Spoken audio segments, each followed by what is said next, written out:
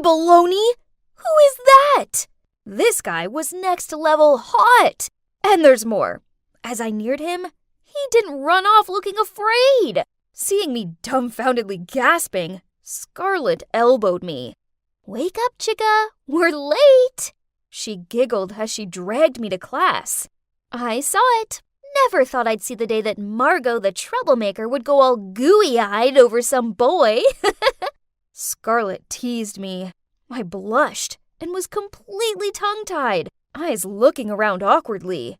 It's a shame you're basically a walking, talking boy repellent. Yeah, right.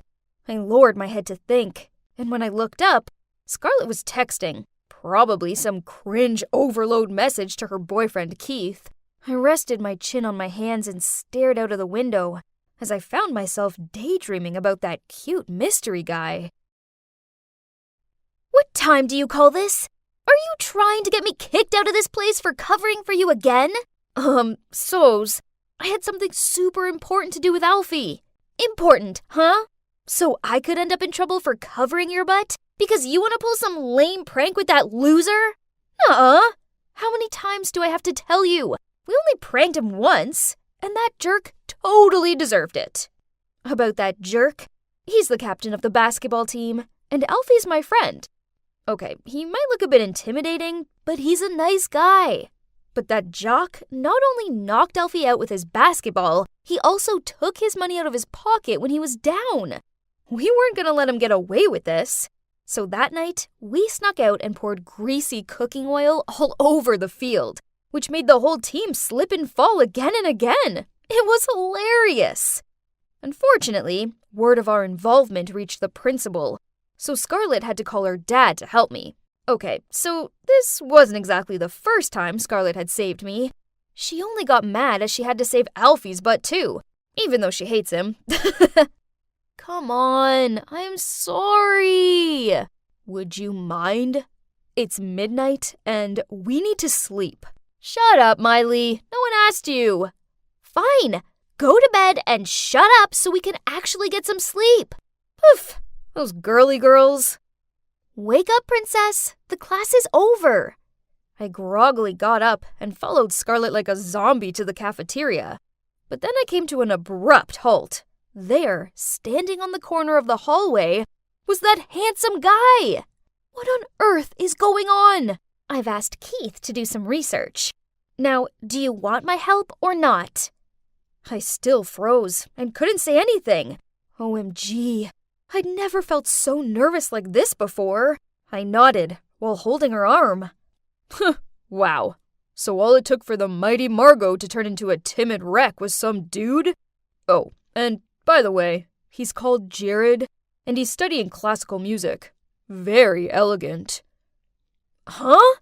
I blurted out. Classical music? This sucks!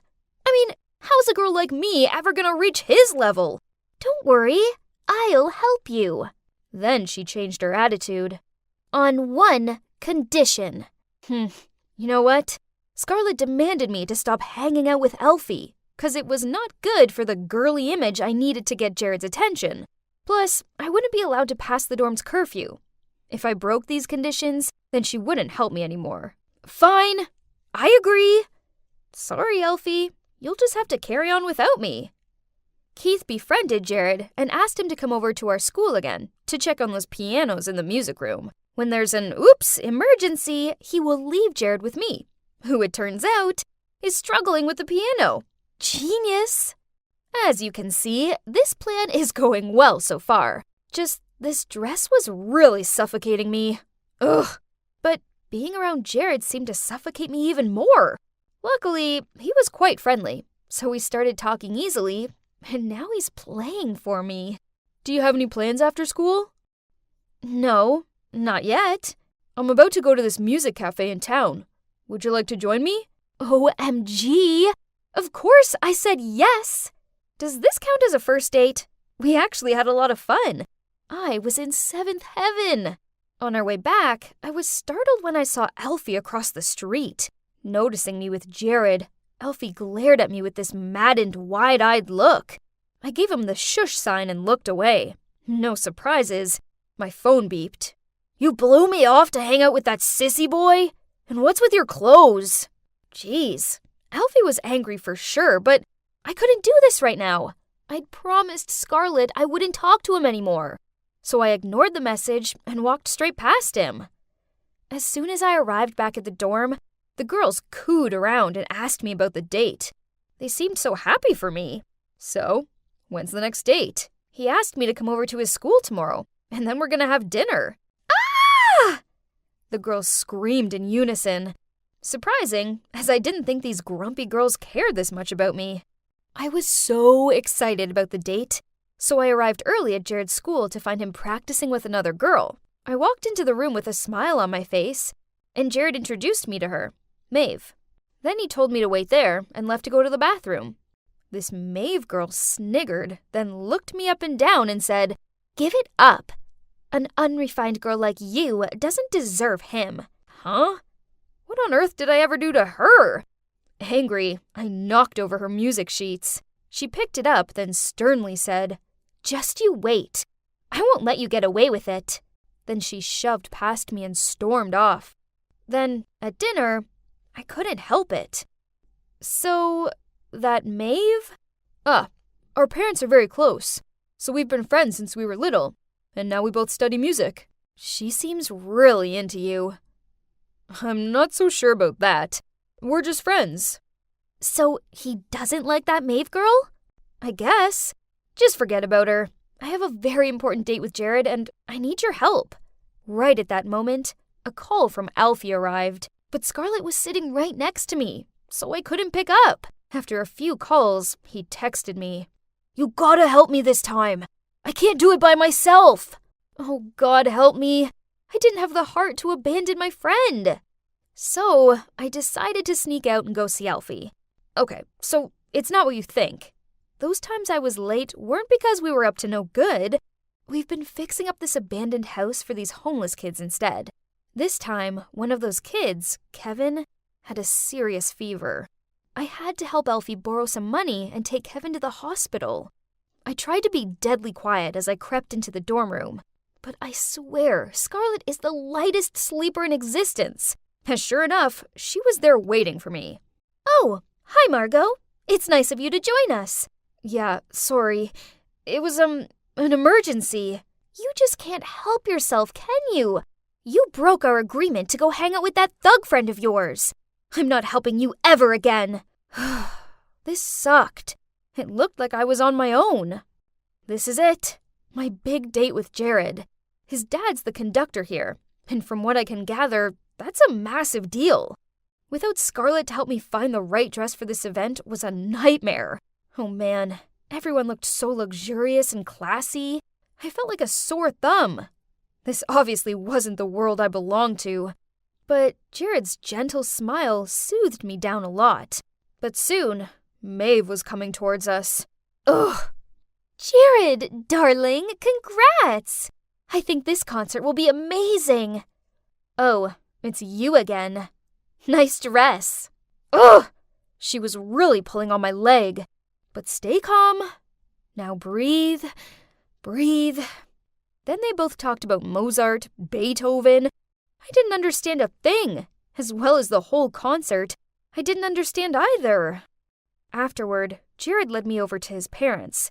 OMG, this was scary. I gave them the bouquet of flowers I've prepared and congratulated them on the concert. Luckily, they both seemed really friendly and were really content with my gift. But then Maeve appeared and hugged Jared's mom. "Jared, it's lovely to be around such polite girls." Smirking, Maeve replied, "I wouldn't be so sure about that. Margot here likes hiding her true personality." Okay, so I may have failed to keep my cool and blurted out some bad words. Oops. Jared and his parents looked shocked by this, but before I could try and rectify the situation, Maeve pulled out her phone and waved around a photo of me with Alfie. I wanted to explain, but I just ended up stuttering out a load of nonsense. In the end, Jared pulled me aside and told me, "I think it's best if you just leave." I ran out of there close to tears. Worse still, I couldn't run in this dumb dress. I'd lost Jared, and it was past curfew. So if I went back now, Scarlett would get mad at me, so I decided that I wasn't going to go back. Nope. Instead, I was going to run away. I'd been staying here for a couple of days. I feel safe here, and Alfie bought me some clothes and food. Ugh, why is she here? I wasn't in the mood for a lecture. But to my surprise, she rushed over to me and wrapped her arms around me. How could you just leave me like that? Have you any idea how worried I've been? Anyway, Alfie told me everything. I'm sorry for misjudging you. She pulled away. You do stink, though. There's one more person who wants to see you, Margot. I looked at him with confusion. Then at the door, it was Jared. Margot, when I saw that photo, I was shocked. I thought I must be some joke to you, and you were really with Alfie. But then I couldn't stop thinking about you. Now I've spoken to Scarlett and Alfie. I know better. I like you, Margot. The real you. And I don't want you to think you have to change for me. Do you think you can give this idiot another chance? I hesitated, pretending that it was something I had to think about. Then smirking, I shouted out yes and rushed into his arms. So, what now? Well, I'm back in the dorm, and yep, I still sneak out, and yep, Scarlett still covers for me. Jared and I are an official couple, and he's even helping me with a fundraiser concert to help out the homeless kids. So, I guess that this tough girl is actually not so tough after all.